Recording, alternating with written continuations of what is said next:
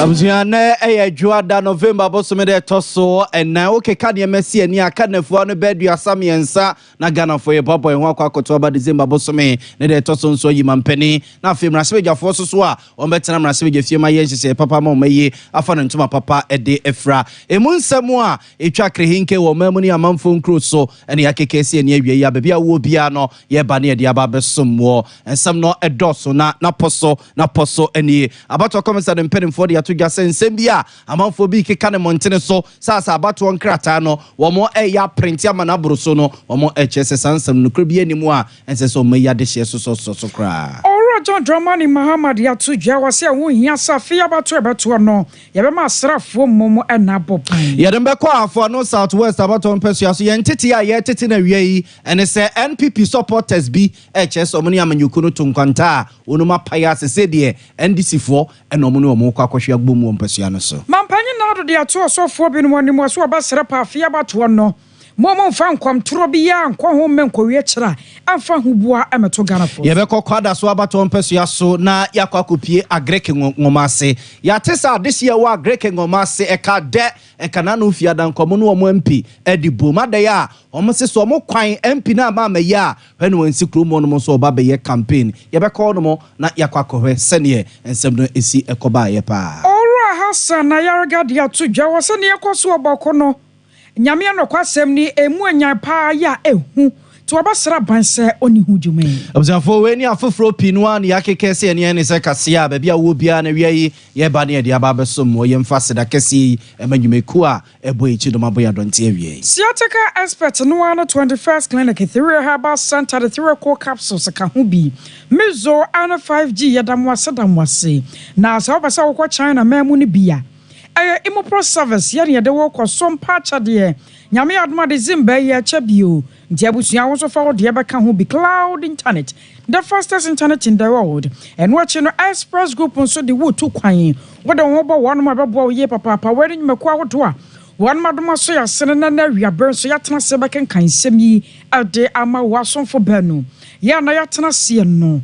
ayeme akosia ajewa kwade aboaten mene nana ya bo malibia boga ensemni abzafo yen hyase mfemfra manyo semo ne mfamanko abato komisa ne mpemfo atena ye na be ne na nsanie ene ne be ya ake uba yesi ya ene na montene so ne mframam ne se abato komisa ne mpemfo hyase a abato ngoma no ye be kwa kotintim de ayi mampani December bosom ne de toso enso abato no mo ene ye mra sebejafo no yeso no ma hyase akosi brani be ka ne se one more print here na print or more print no and nipa bi no na montene so say ase electoral commission mpanimfo na bo mutiri mo posa kon bia so dodo a waso mo print here no won be yo amana boroso se be ne se nwiemu o se on de be kwa ko chinchi bo bi se o se de like ensem ne yakwa enwonwona kakra and am so ma bato commission mpanimfo ba bonten e de nchiremu e ba se sansam no nipa bi no mo ekeka no no kra bi animu a ensese yesoso panimpa be de ekira wono ene hwa bato commission na traye no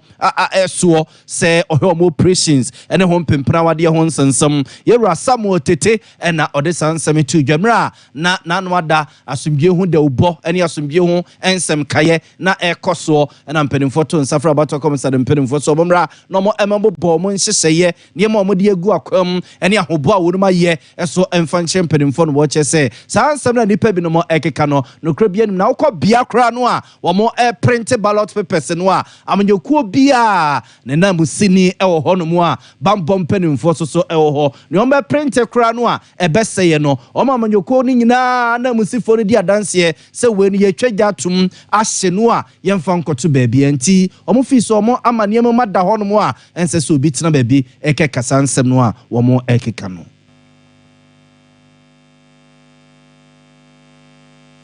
I would like to address an issue that is the allegation of printing excess ballots, which is currently in the public domain. This is not true. We would like to assure the people of Ghana that the processes are so inclusive, participatory, open, and transparent. As we speak, all the political parties have their agents at the printing houses. We have the police also at the printing houses, monitoring the process, as has been the practice. All excess ballots are shredded and destroyed in the presence of party agents and a certificate of destruction signed. If you look at the processes at the printing house, the agents are given the ballot statistics first. When the ballots are printed, the agents check the ballots. They take the serial numbers. All the numbers are checked and taken by the agents. They are put into the ballot paper bag and sealed. Even the political party agents also have the right to add their seals to that of the commission. And when this is done, they are sent to the armory. And I repeat, all excess ballots are shredded and destroyed in the presence of the political party agents. Abzanfura Samuel Tete Penimpa be the Chiro Habato Commission Eso Oko Matana ya operations no home pimpana wade 1 year e de Emma Bato Commission no enrada e yasumdwe hu nsemika no de uba na mpenimfo de ahyehye so wonkrapompene mantemo e na okọ ase a na hobo electoral commission mpenimfo eye e de ewrafi abato mu no na okọ akobo so de akire wo mo de tudwa sesa nsam no a de pebino mo ekeka nokra bi anim na nkrata no kra no mbe print a e be seye kra no titim sunsuamu ese no a amanyuku ahodo ni nyina no man musifo edi hu adanse kanema panye ye John Dramani Muhammad ya tudwa eltrese wo man ba bia ya dru no siyase ya pasumdwe dia anani afa pepepe yone no kwardie anya adwuma e wabato emu na sabaye na se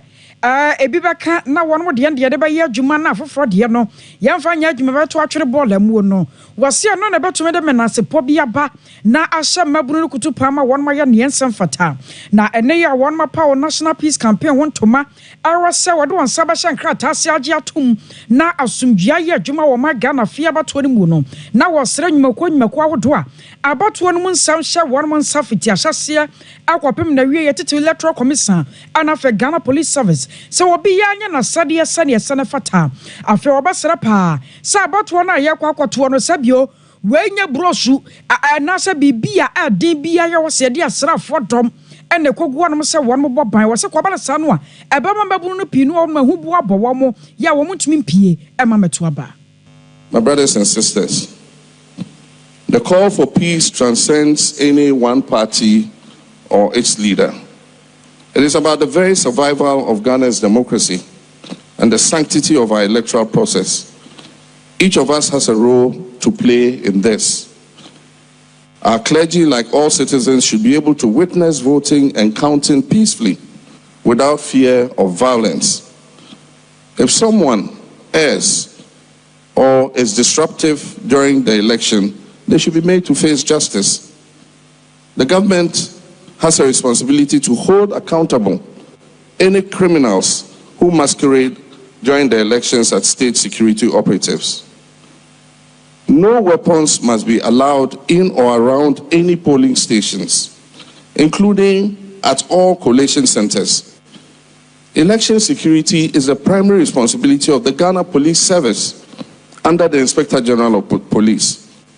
There must therefore be no deployment of the military or armed national security operatives at any polling station or collation center. The Electoral Commission must be impartial. I was so where you're John Dramani Mahama and Nayatan and Canona, what you may dear Croya Siano. Mampanya nada kwa kufuado anana nsi foso ekasai na wodi atuja atrosa enesa wohwamwa woma Ghana sofo ya won wo ha no nyame anim nie nyankropo twedi ampon wasra wamo ngopa na so eba bedro abato se ya na bi mu ha mani ahyam kontro be wie kirafe na nsa ntoanwo kyase won nsam wo kan kora no enhyada mfa kwam enam saya so ntin wo so obesre sese ko bese nyame yi bibi kira won mo a said you must be ha one money and I went a bedding kunim when a barrier and a son your man was your win fee. Wabasra pass one more mushroom dear Dauro, Sansa and only a dear Bawku, ever to me a boom my gun ya batono, yet me a ton of Frenchim. Now ora 7 as some wating. One on a so for ya was sure I in some enough fee. Say ya ban and shot any GD moons and some. One on the quadrant penny not one name cassa ye, ya was so for so basra pass a fia batono and come trono a ye into Munchaso. In a world that is increasingly fractured by division and conflict based on elections, our commitment to peace must stand as an unwavering beacon of hope for our nation's future. We in Ghana have lived and witnessed 8 relatively peaceful elections since the advent of the 4th Republican Constitution. Indeed, democracy requires more than elections,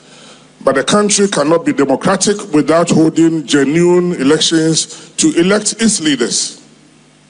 Elections are the basis for democratic legitimacy, and they are a mechanism to peacefully resolve the transfer of political power. We in Ghana have grown and must learn the lessons of having peaceful elections. We must avoid the use of provocative and abusive language in our campaigning. We must respect the electorate and not assume that one political party has already won an election where a single ballot is yet to be cast. I call on all our revered members of the clergy also to put a check on those of their members who are going around and prophesying winners of an election that is yet to be held. Just now, my brother and friend, the leader of the NDC, took the I was aware so for your Ryan some GDA and a friend sorry on some so or 7 as some watching one the German penny not one more. Wakasai. Ye from Freeman Penina na do danko akufu ado watchman PC be ma board na tena ye ni mfam nko na bedi echire Dr. Alhaji Mamudu Bawumia wono so na tena ye papa e won edi oso no kroruko MPP amanyuku anim aprema mpani adwa e de ama amanyuku no afi abatu no mu na enra woni Ghana mranche ma ba wa ACI e wo enkrapompere mantem wom se enkrapompere mantem na ogina ye e kasa mranche ma ba wa ho de na so cheso minor fa na nyina mantam dunsi animo na emrante ma ba wa ewo mmayibni abawuma no a kese na ofa be for contemponem de kwa so abobbo na nisu ade huno ne tirimu pone ne nsusu ya owo edema emrante ma ba wa ewo mmayimu ede akire wu no de atodwa so onim sa de a eda emrante na koma so pa eye enwuma wo mo epebia yo na de wo so ye bia so ema emrante ma ba wa se wako school se wonko sukuo se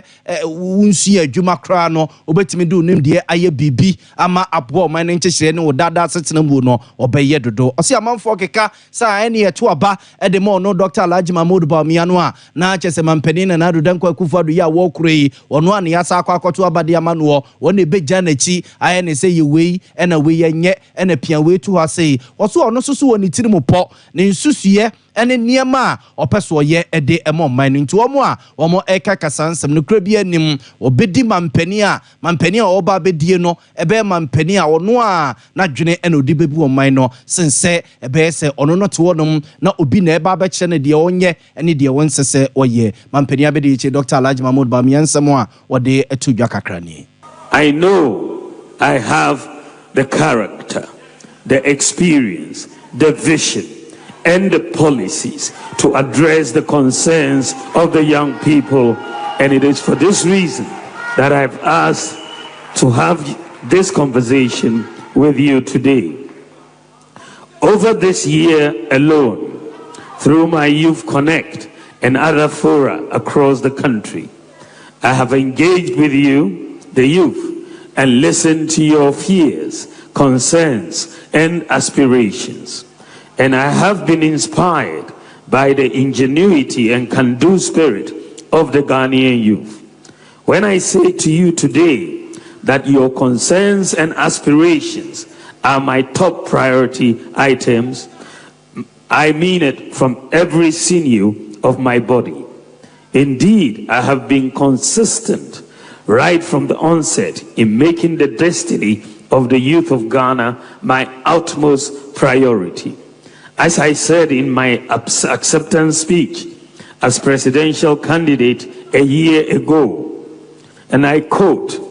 "I have my own vision and my own priority." Given the opportunity by you, the people of Ghana. Abzanfo nti we ye Vice President Dr. Alhaji Mahmoud Bawumia ne yete ne nke na wamana nso se we nyansabu akwa wo ho a na nka ye ni da so se wo na ebesese o mayi yesika sem ne ya brabo a ye se wagya to no makwa akofo digital e na aboso no eno so kasa kakra de fa ho se onte asese mampani dada John Dramani Mama e kasa editia digital nsem a wagye dia kenten so no se papa no o no se digital no onte ase papa se nko te ase a onko kasa ntia de ntia nei ode o my Ghana ye niema ye efa befu contemponim de kwa so na boyen am yesika sem atoto yi oso obekoso a na wadi se adwuma no atoto niema ye eno no boa me ye wo hare yen e ye dada adwuma de ye die mu esa so boa me yesika sem efa kwan a e wo se efa so ema o my nchechiriye ekonkan. Vice President Dr. Alhaji Mahmoud Bawumia, President of Ghana before, I am presenting myself to you for the first time to ask for your precious vote to serve you as your president and to continue the development agenda of the MPP. And in all humility, I would like you to give me the opportunity to become one of the most impactful presidents in Ghana's history. In me, you will have a brand new tear rubber president, not a second-hand failed president. My opponent, the former president, to put it mildly, is very inconsistent. He opposed free senior high school, saying it was bogus and will collapse the economy. But today he says he introduced it as president. Introduced the teacher licensure exam. We Dr. Alhaji Mahmoud Bawumia mampani abedi chi ne yete ne nke we yemra emrante ma ba wan hiemu a no mo ye fa be for contemporaneum de kwa so hiemu no se ne yesi koye amanfo busebisa nsem nom ne ade ne nchiremu ne su ade hu no wode mo man no ena na obobo so de akere ye no na yento ansam no so mamo na yemfamo enkokwa da so abato mpesua so yemfamo nkokura ye fe ne se agrek ngomase ya ehye kwada so abato mpesua so ase yete se na no fiada no se yanyankopon ne fa akwam no kofa fiche kakra bi a enkiatias yantias papa wo mo ampia ye fe ne se Professor Kingsley Nyako na dwene se wo kokrumo no mo na wakwakoye campaign ansa na obekọ no na kroma na dikan demonstration dada se free agrek junction de kongoma ase anase bia free agrek nzima de kongoma ase no ekwan no chese kitwa bi na ekwanfo pe wo wiase baako ene sa kwan no mufi so mo mpi no ene MPP abadada wo no mache to maka kire mpi ne seso ama kwan ama contractor ama meye ekwan na ama wo mu a when MPP ne bi ensi wo no so oba be campaign ne fiada no ene yese MPP fo ne MP o madwen so mu kokromo no mo akwa campaign ene enso bu a wo se bunye se bi epete so eka de enka MP kura nka aja komdo mo nsa keka na kakra yese ni chain ne watch nyina wo mo etete no ema chese na akwa ya rehosem ye kwa ma no so adehye ne de omo nsem omo ka and say no road no vote yan kwa ma no so na ye ne keba enkodi enkomo emranche ne maba wa ewo krumo no no eja we pani baako ewo mumu ye ne nkodi enkomo keba ma hai na ke wo hu ye na me adom na efiada no edi ade pa ene si wo ngoma se kromo no mo no krese mo MP Professor Kingsley Nyako ba kromo no ne MPP supporters so mo ba be campaign ena moto barrier se mo ma no enwura kronum e ma mo ne preso am ye se ne watch ne ni change na etete no kresa yo panin ke se de kan match ya Sompa FM chifu na mesanda maseni ya konya ke ya mama me ko fiti ke siso nse no kwese fia de twam no MP e ba ngoma se obeye campaign na nse de di kan no na ye di kan de letter akoto party office open se be se kwan no my your my political party be a coin and money may campaign.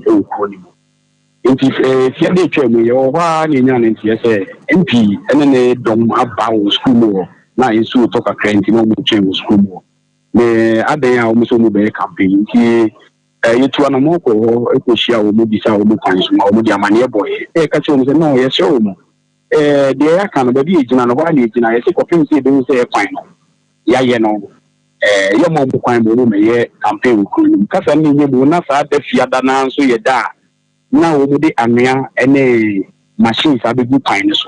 Into my own car, say, no one your coin and come with the machines are the good kindness. So, they catch on say, you have to know what Canada no. I know so anything. Immediate chomo, the Amian the good park and also mobile coin. Anybody who so much on the enemy now, they acquire so for him for coin. Into the way no media do no. Into me, we say, a young passe, ye dear no more day, and now say, dear, campaign our be crying till Russia that young now we have to. Oh, my coin, dear, no for me say, dear, you know, you say, you want to start a Koswa, and then the mobile campaign. It's a kind of nobody will see a friendly care, you was in the care. And see, Otuka, and you see the Dicacra. Then our friend MC Abonamania, and I see Kachan, one chain over. If you're one who say MC, so then it don't be brave, a woman in party at Adi, Ediaba. MC by an honorable chief in the camp, not to say MC, Eddie Yusuf Force, Eddie Rumsa Chinchina will work with Makway campaign. And then the Mobuno so too very affair. Cotton see the say a quino. Machines now the Busu, I start here humanity, your mobile coin. It's any Drew Bobina, the air, MPP, piano, or MC, Yusuf Force, say, a bit my first soldiers, I'm a soldiers, I'm ready. And it's a bit my first soldiers, I'm a campaign, or the soldiers in the bar, no, I campaign, not just soldiers, no. Now, I'm so opening Cassia, the TNM, honorable Kingsley, Obayashi, Kakao, MC, and change, say, as we say, MC, Jumano, yeah, appointed, and I will MP, so near to Swaba. And I'm moreover no MC you know the Juma way nyina no we a obeko enti de betie chire no enye na tem enti se wo pe MPP a wo so breaking age na enye we ne ye fa so e di breaking age no se wo be ye campaign a chire kura e to na ba fititi ema NPP na se mabunu no si wo ma anye wo mu kwan a o mu ma kwan ma mo nye campaign a enye force you use because anything now. Okay, mo MC Honorable Richmond Ajenim Boatin.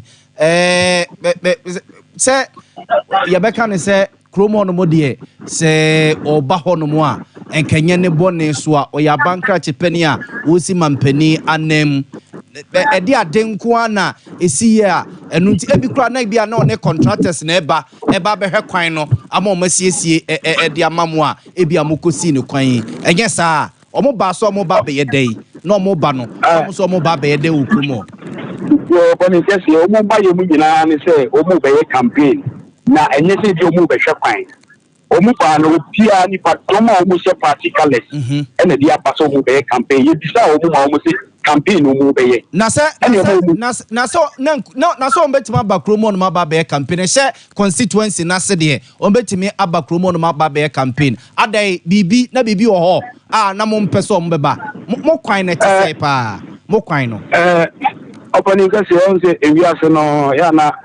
empenifoto bibi se didi eja wo no eni mu na nenam eni sen wo ma se e kura em se free titi nyina no kura wo kwada so constituency ayeto aba NDC enya 1% kura okuru ni mu aye de NPP na twa ifuma na hwese ya ye pre kwan ya ye nzema kwan na wo ma se e hwefin ye twa wo ma se eja last 4 years and the Mabunu can move so by demonstration. I dear bet Yamia and a Kingsley Baho, and yet because I say, Emma Quine obey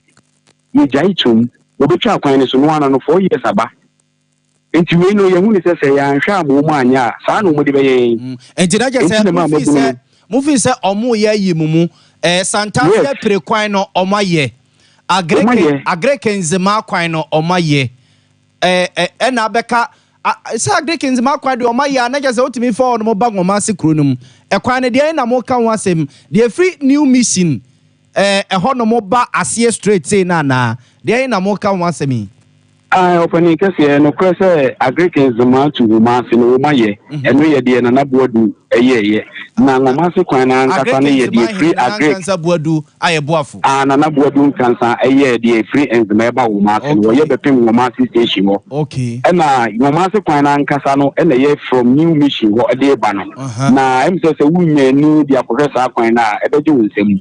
na ya se na sedem di kan na di dia jawo ya na ni mu na nam ti no ngomase fo no kika wo se afiwe omo dia ma contractor na omo e dia ma hu se contractor e wo so e na bia wa ye adwuma na duru ba bi na wasesa na niema ko ana se contractor BNC so kura me pocho na ansana demonstration e be ko so no de na contractor bia ma so na e da fiada na e twam no ye da sorry ya no papa ni hu se ju shop e de ni machines abegu ha o ma be hwia no ya 3 egu ho that the fiada na ria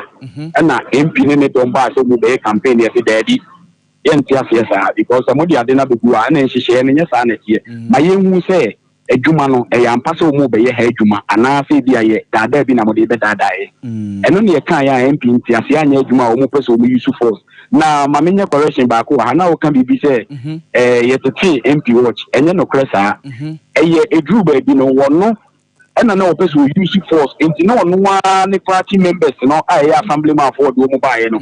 ena na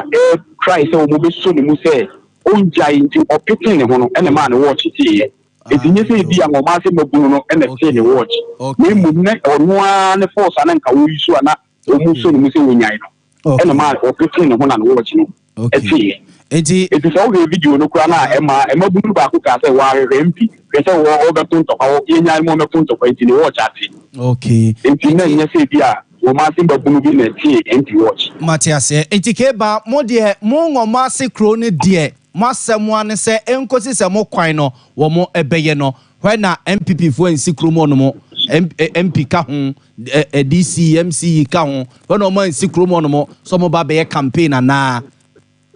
yo fani ke se em se si ameno ka se kura no em se machines ni gusu a eye adwuma na em se em free na ko si fiada de em se na kwan no em se dodo na no ne yakle enti e free next week ko bia no ye be san de latest akọ party office bia ye de party de letter ko say em mo mu man ye be san mo bia akonya ama wasan beto ne campaign so fi se de hwehwe no si ameno ka se no machines sisu a eye enti se honorable Kingsley the free next week ko bia na be man letter no no e ba e magunu na nkasa de kolomashi be di nanim aye campaign bi o pese enyema ne bia fi se yakoma so ade no em se egusu a si ano oye enti no for now ne dey one chain okay now no fit that go see that Friday I free if you are there kon you do say kwan no mo ko mo ni mo na fi no ade contractor Joshua say by Friday dey no the quota egusu ana oh em say em free sam dey ya go see e be a free chine gbogbo because kwan ni nya kwan ya e bu wodi ya e free new mission if you know Nazab no mo eba de enye kwan mu bia enye kwan na if you know mission ni kwa de fit mu no mo di kan ye o no kre o mo di kan o mu ye be pem won em de free fit mu no people no asie ho na ba kuro ni mu no e no mo twa ye da ye kan ye no mu nsem nyina na o mu pese o mu be ya man no kre nti we ni de so mu contractor ni ka say wo ya em say em free na kwan ko si ku ya da de na em say wo wi do na say na je say ekwan na nka o mo di ama contractor o ma yi gata singina ne ade enti de na aka ne so on be fele no de quota la ba begu so na meboa se de o fi na so we got us na president ko floor pin so na MP ma Hilda okay Hilda ebe yi sa got us no de sapeti no e bi begu so ma ye na from that time the political party bi anya na do say obeye ye kwan na maye me no say NDC anya me blemu mo che say kro ni mo ne yentu ya ba ma NDC enti yen ya ban wo so me say ya ban si year we year of road me say ya ye tumasi kwan dia na say yen kwan yen ya kwan ya na me pato we bisa say dia na ato chima nti ama yen kwan no ye kwan dia na yen pese ye be nke ba no ni mabunu no we dia mudibem mudibem se moto aba ifri ya mponte mbre so a ye to aba yi se ngoma se kuro no mo nyina mato aba dia ma MPP saa de besi na dia we dia mudibem na mum na ko se nka musi abotre kakra ma MP so ho Open guess I was trying to get Yam and Abroso. A certain penny book and there's no problem who out on the better man. And I say, within the night, maybe I do the Napo, and I just say, Intimate Yakum, the Intima, Sano, many in Abaya. Yes, and now no crowd, we demonstration be my assemblyman, crana police for Ebechin and say demonstration now, mo far more quine hono, and ma mo block quine any other dinner, one year permission and fear police for some. And just say a quine we are, and I'm here with demonstration now, your chain assemblyman, Meboa. Your patrol, we are okay. A quiet one year demonstration, my assemblyman, no friend of Koena. Yet you say, the Koeno, and the commander, Ibisan is MBB, and my commander Baba Show say demonstration, you know. When you put the one teaching mark, a Japadi and say, into the Mauma assemblyman council. Now, if you don't know, what me from branch and the same say, obey demonstration or bra, on from council. Into we know Nanka, a Benedict Chairman 29th, Nanka, a second demonstration, ever Koswa, a delegate photo, district commander, Sufula, and him. Now, commander, so I sure saying now, but over friend, and then Akasa, Nay Chinchen Sompa, and say, and Baba Ebi Kosuma, and say, you shop machines, Yabisua, a year playing my internet, and you know the Ananka, a Benedict Chairman, and second one, she, so then.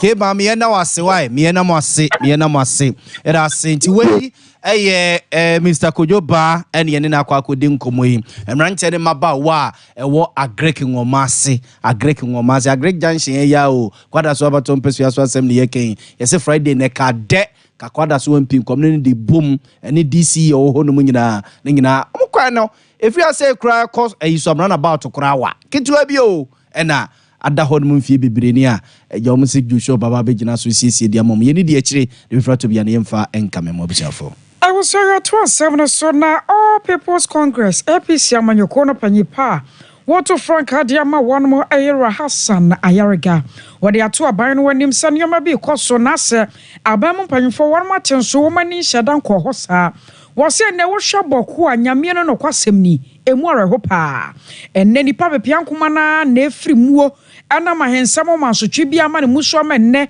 adechi ade asabia se ye tutuo kum nipa ani wose ne won ha ni kura nka adehia ba saduonu ba ko 21 ana won mafri mu Bawku no ma ne nyinata ayare ho sem papa enam sa ya so nti no obesere se ye campaign ni ade a Ghana ba so ma na ni nkɔ no hwɛ se Bawku adehia so ka Ghana ho afi won beto aba ana sanso si abato afi mu aka bosome ana na akra ne akwakoto aba nam saya so nti no won wasa obama aposifo anasa asrafo dom akohwe se ne be ya asomdwe mapa ebetumi akoso e Bawku Ora Hassan Ayarega Bawku. Today I can't sleep because Bawku is at war. My mother from the Mamprusi tribe, my father from the Kusasi tribe are fighting. As we speak now, as I speak to you now, gunshots everywhere. The city or the town is a ghost town now. I'm a presidential candidate. I think I need more peace than all of you here. I think I've seen war. Peace is expensive, but war is more expensive. As we sit here, look at my weight. I can't even run again. How can I carry my brother, my father, my uncle, my sister, or my children? Where am I going to run to? Burkina Faso is at war. We can't go there. Togo is not as peaceful as we think. The next neighboring country is the sea. Yes. Let me mention it that way so you understand. The next neighboring country is the sea. We cannot also swim because, so far as I'm aware, no Ghanaian can swim. Because when you're in school, one time I was in the flight traveling to Tamale, and the host that came and was explaining, gave us some parachute and said that when the plane crashed, we wear this and fall in the water. I said, where is the water? What are we going to fall in? Where? I was on a turn and carry Ora Hassan Ayarega no APC amanyoko no wano ene to Franka cloud internet. Ya kan fodia mo bibia se kwa na internet won sansam wono won hwe ne hu dwuma emfama wo wo pe Wi-Fi CCTV camera digital security locks web hosting cloud bedroom boa pa top high one love FM di hwe ne mu 0202 699 0202 699 110 3 herbal center near 3 core capsules. Koko masete drop papa ye boa wo sisia de koko I am telling you now, see to the free one. I have 3 core capsules. Walk walk Kolenak Herba. Dan Herba Mistinia Pidan Kaya Bisa. And now Pendomo to offer 0546 107 107 05 46 107 107. Year to Quine. Aye, yeah, what Canada, US, UK, Holland, New Australia, New Zealand, Nina, no year ko hobby. Express Group na the year 2 sa kwano was so kwasa for labor runabout Accra. Kaneshi first lighter be sasansa womo de womo san wa dwuma na tata hwe se sia na won krata samwa ye ready 0249 00 0448 0249 00 0448 afel person to kwa China e won so ni mekwa kase na kwa hia modern komo magege mo ho nambese wo pe bibia no ansa wo mode brewo a eye emu pro service aye ne de wo kɔ e na so dwumadie ya obi bia hye mu ticket wo visa wo aduane a wo bedie meetings ahodo bebia ni nyina hyem eye $2,499 US pe ye wa chemata mo enchemu bia ya bro me de so no ansa wo frɛ 0244 924573 0244 924573 Sompa chade ya kan fo de ma wate yesefa wo de bra ne yemfa de mra yen kamom ne nya bafua na edan du so a ye de ache share so se de che kunafo enwisi nyanka ne mobrowa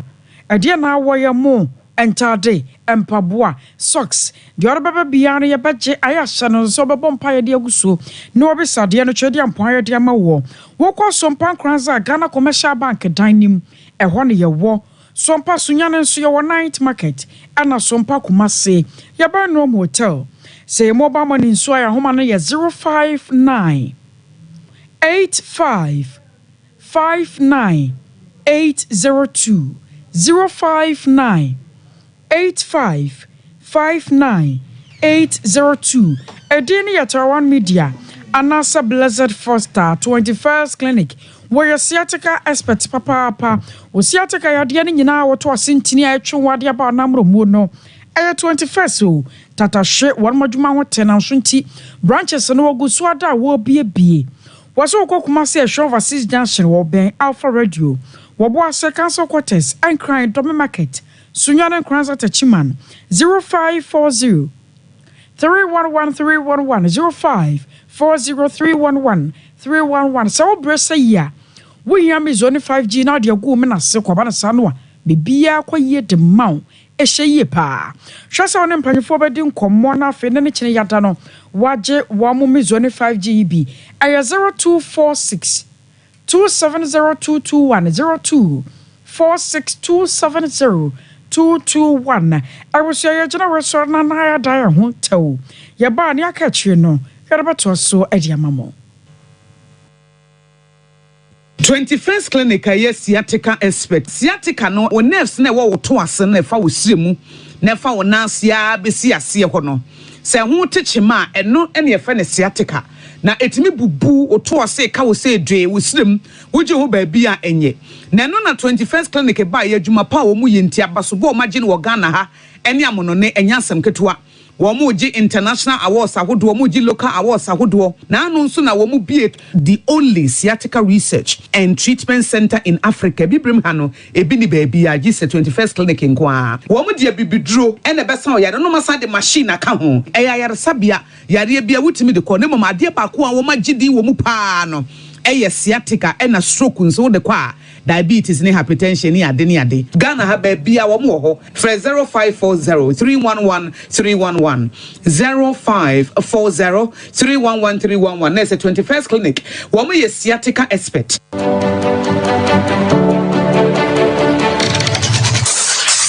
Introducing Mixer 5G Sparkling Drink, a whole new refreshment in a can. Mixer 5G is a tasty non-alcoholic drink. It is a perfect companion for all your events, including parties, weddings, and funerals. It is made with green tea, ginseng, guarana, grapes, and grapefruit. Get refreshed with Mixer 5G Sparkling Drink. For bulk purchases, contact 0246 270 221. This advert is FDA approved.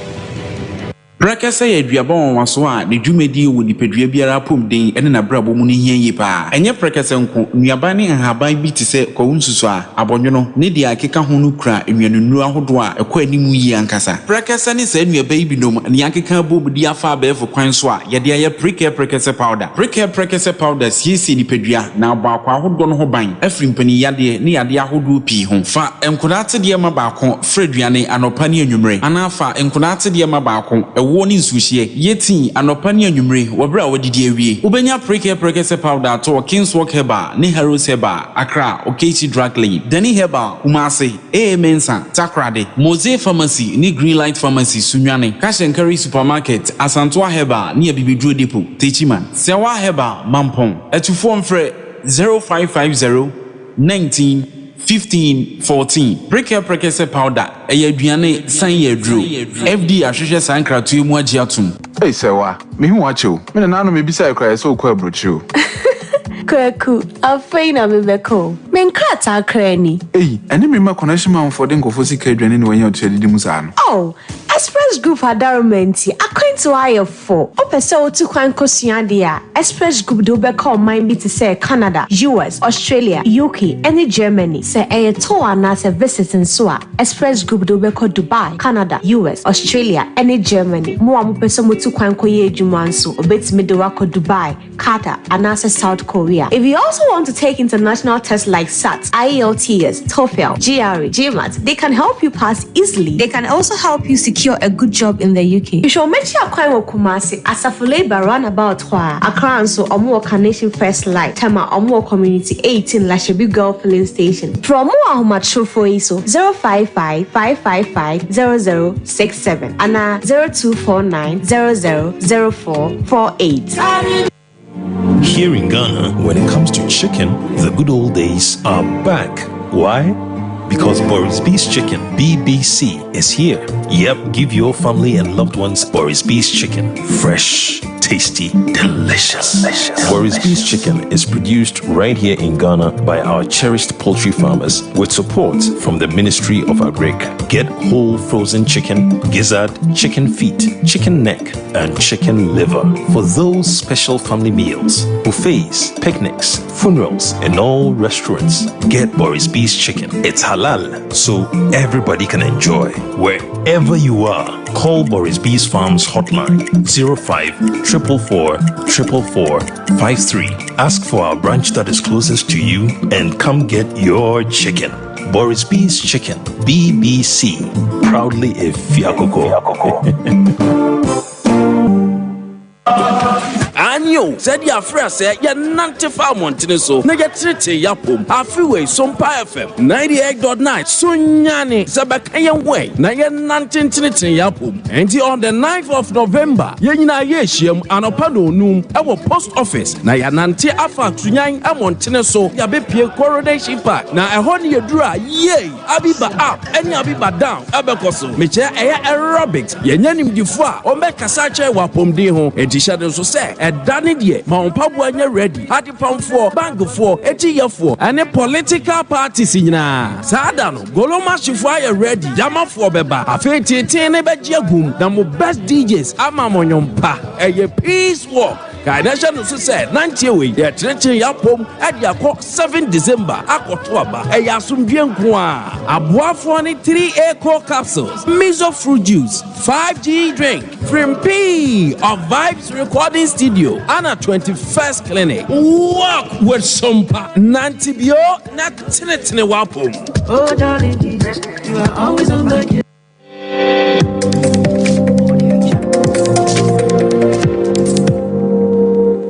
Sompa TV, Emma Aketiapa. I was said was Emma Aketiapa mpa yakwa monso na yakwa kodi nkomo na mampanya be de che Dr. Alhaji Mahmoud Bawumia ka say wono so aba probo ewa santemantamu na na probo ya probo e be che yi papa sanse entity ayansa kana che se ayona fama akumakudu nwotwe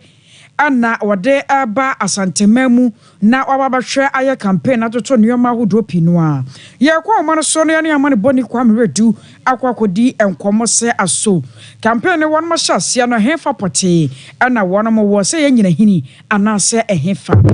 ai Agosia Majosua. And you make us say. Agosia Mamma said, "I will can Edia Tugano, and a friend Makuma Kudum, and Mampina Bedi, Dr. Mahmoud Bawumia, the 2 of our Jabba Santimantemoni, whatever call a pro a war, Santimantemina. Lagosia winning say, the Dicano, a left cry and washing Medina Nasi. Na yano any entobroso ewo atwampunia mensi emuha na amapai yebedu haro be ndu aibedu na tese wutumi ze amanfo aye krado pa so mo ken ye Dr. Mahmoud Bawumia ono ena sabi kuta franka wo MPP amayo di kodin mu na enumu ena woni na nanomu eni empirifo asofo imam ahodo no mu ina ono mahia ewo ha edi nkomo na akohia nkomodie no ena woni tu o manum se na ho pa se na wotwe be nyinu a wobedu asantimante me de dikanu akoye ntobroso na nani agi huyi papa ebie mu nso so wokyere mu a wo se esa na ho a ese afi bete pani na yetu aba ma no a se o meye frankatuni enfama MPP aman yukuru nti ene ye 4th November afi pepe nti yade a nani esa agi na won nananom mu edi nkomo no na wodi tu na nemu se wo mu hwe no mu nto aba mfam ma no sanse dia wo mu dia hye nse no ho ahode nimudie ani bibia obetumi aye amana yeyie na anemu no wodi tu na nemu se wo hu se amamu hoyi se toda na yeyi na nemu firi mu a emwa kura toda se obi tinkan impono gamsei se koba se anase small scale man se koba se ya dibiso obi nsa noni akrono ewo ne kurase anana nan mi wen kurase won ma obehu ana dwedie no ofin kan na oba betena ho so woye na mo yi na nan mo fimo se ayade a emwo na nan mo kura nti wo bomo mode ase impuntu dwuma na ase bibia ti saro o na nan mo wayi na nan mo straight ansa na bibi ti saro so ebekoso akoso na wo temu se afi na nan mo so no wo hu se na mamu no ade a o mbetumi aboa no ema dwedie na koso a ba ko ye se we hu se amahina abrempon no na etudo bi a traffic bi etabo wo mo nchen na anumu no de obaye ne se afi na nanum a omo hye na nanum ahin abrempon asim nyina no obaye se sa traffic na nanum abrempon agie no obetumi ede bi aso wo mo so amana yeyie na akohye ne nyachi no na so ade tudwa se wo ba ntobosum potem hadma eye kraya bia eni nti no obobo modi ase o me kraya ho so ensam aboa wo mu ehia wo mu yie papa na ase aboa wo mu na o me kraya wo mu ye wadwuma no so o me tumi nya emfaso brane ewo mu wo kire fertilizer ahodo aya ede bro mu no o ma peni ebedi eche se ekwa bia so obedwe se sa adwumedie nyia no obetumi aboa wo mu ema omu nwi aba omu ebia no enka mu na ebetumi aba anumu na ewura Dr. Efi Yakuta ono na ye ankane fidie hu ensam so na oyo so afo no odi na chiba no bo na ba so kire se ne bre so no obomodin aye food and drop in the buy ema eno so etumi boy na wo ba o my Ghana mu ha no mu a obetumi aka se o my ahudu a etwa ehia wo wiase afane tito Africa ha no eye aduonum 954 countries na 54 countries in Ghana to so miensa ekom enhede enni ha ewo saa adwumedi a ewa koto osai eye ya otumi de bua ma saa be no ekom enhede enni ha se oba bibie man mu no a Ghana to so miensa ekom enni ha no eni ntino obo na ba so ni wo chese ne nanum ekura ya omo ye no wompotem ha no obenya so beboa wo ma omotumi akona nim na aduanedi so etumi aba pro amana yi na nanum so e de adesede etu nanim ene omo kire se omo akwan omo nam so a omo de ebese kwanti mpom no ade a enye kora aju omo modern na ba mu no ehwe na onyema wo efie bie mu omo mpetem ha no emu atrayi enti nkombenya na si training bi amana ba mpetem wa se de be a ayarefo a omo ha no se ko bese omo wie school no a yarefo mbekwa hospital ne we bia ma omo tumi ahwe ama nyina enzembe be na omampeni abedieche oyi ano ede ma ho mo a mekase ye na mu a afi ene ye fi ntobroso won mu a ye de ni asan atre nyina yini kuropon mu a sabe de ha ene asan be bia data na akoje ye fi mu a esan be ko nkawie ene no mpotemu na so de omampeni abedieche dia nintu abe ni dia paso de banu ni na ye hu ama esoso mama fo ati akoje sabe ya mekase de ye be bedu enyina hina eho soso yɛbɛhwɛ deɛ ɔne nananom ɛne mpanyinfoɔ ɛso betumi aka ɛde abɔ mu ɛwɔ ha. Okay. Kwame Yadawase ano brano wada jabusua wei aye yamane boni Kwame Redu ana yɛtene nka no mampanya be de echi ne nto oba wa hyase ɛwɔ asantemantemu na senefo no dunum ana wo ba bedie ɛwɔ asantemantemu yenyina we so na yɛfansɛm no ensi koko Veronica Jando ya Grace Buzi akosua somwa ɛno achi no kra no Reverend Michael Happy Priscilla yadamu nyina amwase Oro Asante Boa Benedict one opɛ mu no ankasa yenso yɛbɛtena ase no de soma yɛyi ɛyɛ me akosuya agye wakɔde aboaten mene abo mali bia boga yes sorry so Sompa komo eto so